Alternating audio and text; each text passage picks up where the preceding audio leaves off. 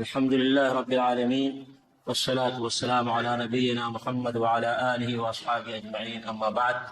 مجھے یورپ کے ایک ملک سے میسج آیا اور میسج میں یہ تھا کہ کیا نئے سال کی مبارکباد دینا درست ہے، اور ساتھ میں انہوں نے نئے ہجری سال کی مبارکبادی بھی پیش کر دیا، سوال بھی کیا اور ساتھ میں مبارکباد بھی پیش کر دیا۔ نیا سال شروع ہوتا ہے تو نیا سال ہجری مبارک ہو، یہ پیغامات لوگ بھیجتے ہیں دوسرے کو، یا اسی طریقے سے اگر جنوری شروع ہوتا ہے تو ہیپی نیو ایئر کا پیغام لوگوں کو بھیجتے ہیں، یا اسی طریقے سے کسی کے ولادت کا دن آتا ہے، پیدائش کا دن آتا ہے تو کہتے ہیں ہیپی برتھ ڈے، ہے نا۔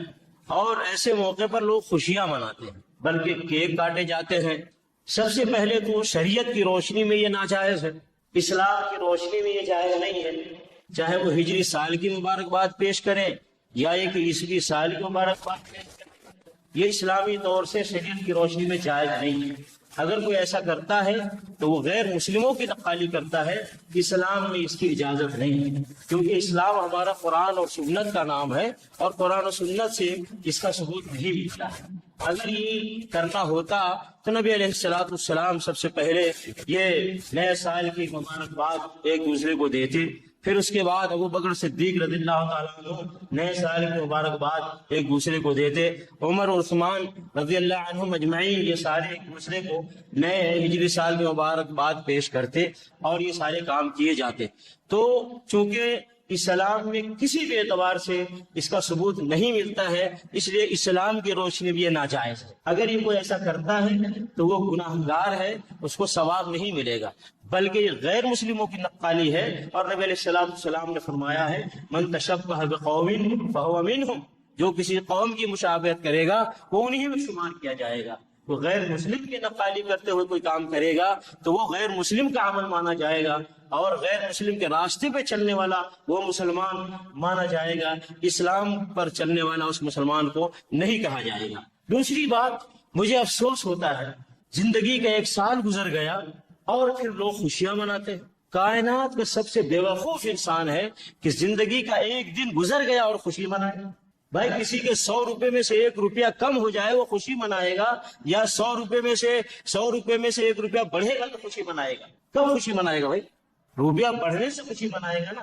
تو زندگی گھٹ رہی ہے تو خوشی منا رہا مسلمان، کتنی بڑی بے وقوفی کی بات ہے۔ تو اس لیے میرے بھائیوں یہ سب نہیں کرنا چاہیے۔ کرنا کیا چاہیے؟ دیکھیے اللہ رب العالمین نے فرمایا ہے یا ایھا الذین آمنوا اتقوا اللہ، اے ایمان والو اللہ کا تقوی اختیار کرو، ولتنظر نفس ما قدمت لغد، اور ہر نفس کو یہ دیکھنا چاہیے اس نے کل کے لیے کیا پیش کیا ہے۔ ایک سال گزر گیا، آدمی جائزہ لے کہ جو سال گزرا ہے ہم نے نیکیاں کتنی کی ہیں، گناہ کتنے کیے ہیں، کتنے اچھے کام کیے ہیں، کتنے غلط کام کیے ہیں، کتنے کام ہیں جو اللہ کو راضی کرنے والے ہیں، کتنے کام ہیں جو رسول اللہ صلی اللہ علیہ وسلم کے شریعت اور سنت کے مطابق ہے، اور کتنے کام ہیں جو اللہ کو ناراض کرنے والے ہیں، اور کتنے کام ہیں نبی صلی اللہ علیہ وسلم کے سنت کے خلاف ہے۔ اس کا محاسبہ کرنا چاہیے، اس کا جائزہ لینا چاہیے۔ اللہ رب العالمین فرماتا ہے کل کے لیے تم نے کیا بھیجا ہے، ہر نفس کو دیکھنا چاہیے۔ تو ہم جائزہ لیں اپنی زندگی کا۔ اسی طریقے سے نبی علیہ السلام نے فرمایا اغتنم خمسا قبل خمس، 5 چیزوں کے آنے سے پہلے غنیمت سمجھو۔ سال گزر گیا خوشی نہ مناؤ، بلکہ کیا کرو، 5 چیزوں کے آنے سے پہلے غنیمت سمجھو۔ سب سے پہلی چیز کیا ہے؟ نبی علیہ السلام نے فرمایا یہ تمہیں جوانی ملی ہے، اس کو غنیمت سمجھو بڑھاپا آنے سے پہلے۔ کیا غنیمت سمجھو؟ زیادہ سے زیادہ کھلاڑیوں کا کھیل دیکھ لو، زیادہ سے زیادہ فلمیں، ڈرامے اور گانے سن لو، کیا یہ مقصد ہے اس کا؟ نہیں، نیکیاں کر کے، اچھے کام کر کے، اللہ کو راضی کرنے والے کام کر کے، نبی علیہ السلام کی سنتوں پر چل کے، اسلام کی پیروی کر کے، اور اس جوانی کے اندر یہ سب کر لو، کیونکہ بڑھاپا آئے گا تم کرنا چاہو گے نہیں کر سکو گے۔